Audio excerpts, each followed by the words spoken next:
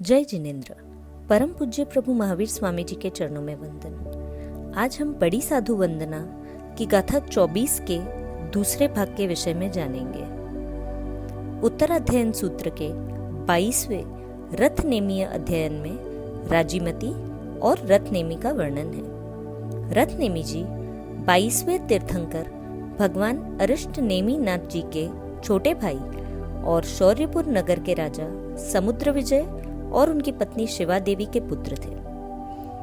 राजा उग्रसेन की पुत्री का नाम राजीमती था, जिनका विवाह नेमीनाथ जी से निश्चित हुआ था। दूल्हे के रूप में सुसज्जित होकर बहुत बड़ी बारात के साथ अरिष्ट नेमी जी राजा उग्रसेन के द्वारा निर्मित विवाह मंडप के निकट पहुंचे।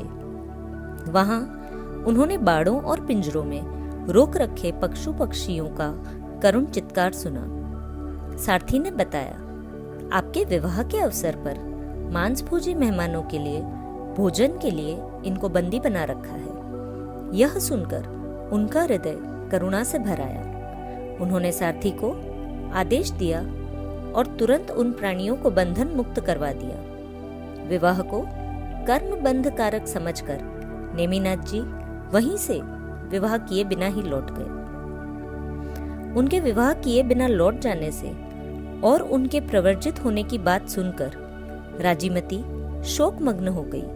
वह विचार करने लगी, मेरे जीवन को धिक्कार है जो मैं उनके द्वारा त्याग दी गई हूँ। अब तो मेरे लिए दीक्षा लेना ही श्रेष्ठ है। इस तरह पति के पद चिन्हों पर चलने का ही राजीमती जी ने भी निर्णय ले लिया। बड़े भाई अरिष्ट नेमी जी के प्रवर्जित होने के दृढ़ निश्चय को जानकर रथनेमी ने राजीमती जी को अपने साथ विवाह करने का प्रस्ताव रखा, जिसे राजीमती ने ठुकराते हुए उन्हें प्रेरणात्मक बोध दिया। जब तक नेमीनाथ भगवान को केवल ज्ञान नहीं हुआ, तब तक राजीमती वैराग्यवासित अंतःकरण से तपश्चर्या करती हुई घर में ही रही। नेमीनाथ जी को प्रवर्जित होने के 54 दिन बाद सहस्राम्र वन में केवल ज्ञान उत्पन्न हो गया। देवों ने समवसरण की रचना की। भगवान ने धर्म देशना दी, जिसे सुनकर अनेक मनुष्य दीक्षित हुए। रथनेमी भी उस समय प्रवर्जित हो गए। चतुर्वेद संघ की स्थापना होने के बाद राजीमती जी की भी दीक्षा संपन्न हुई। उनके साथ भी बहुत सी राजकुमारियों ने और सखी सहेलियों ने भी दीक्षा ली।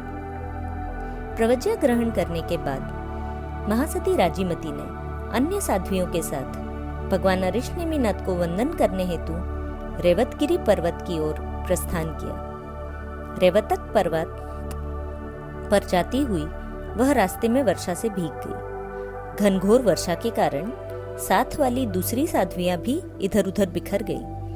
तब वह राजीमती अंधकार युक्त एक पर्वत की गुफा में जाकर ठहर गई। भीगे हुए कपड़ों को सुखाती हुई वह निर्वस्त्र हो गई। उसे निर्वस्त्र देखकर उस गुफा में पहले से ध्यानस्थ बैठे हुए रथनेमी मुनि का चित्त संयम से विचलित हो गया। एकांत स्थान में उस संयत रथनेमी को देखकर राजीमती जी भी अत्यंत भयभीत हो गई कि कहीं ऐसा न हो कि यह मेरा शील भंग कर दे, और इसलिए मरकट बंद से अपने अंगों को छिपाकर वह कांपती हुई बैठ गई।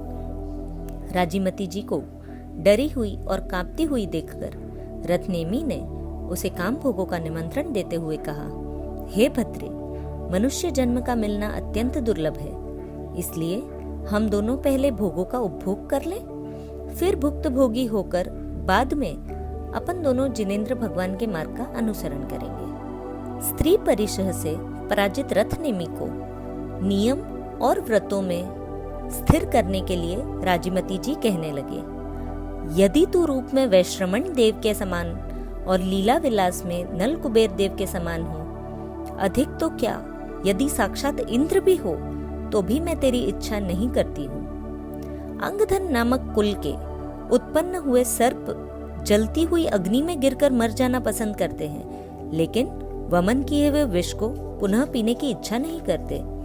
हे अपयश के इच्छुक, तुझे धिक्कार हो जो तू असंयम रूप जीवन के लिए वमन किए हुए को पुनः पीना चाहता है। इसकी अपेक्षा तो तेरे लिए मर जाना श्रेष्ठ है, क्योंकि संयम धारण करके असंयम में जाना निंदनीय है। ऐसे असंयमपूर्ण और पतित जीवन की अपेक्षा तो संयम अवस्था में मृत्यु हो जाना अच्छा है। जैसे अंकुश से हाथी वश में हो जाता है, वैसे ही उस संयमवती साध्वी के सुभाषित वचनों को सुनकर रथनेमी जी धर्म में स्थिर हो गए। जीवन पर्यंत साधु धर्म का पालन किया। उग्र तप का सेवन करके राजीमती और रथनेमी दोनों ही केवल ज्ञानी हो गए और अंत में सभी कर्मों को क्षय कर अनुत्तर सिद्धि गति को प्राप्त हुए। धन्यवाद।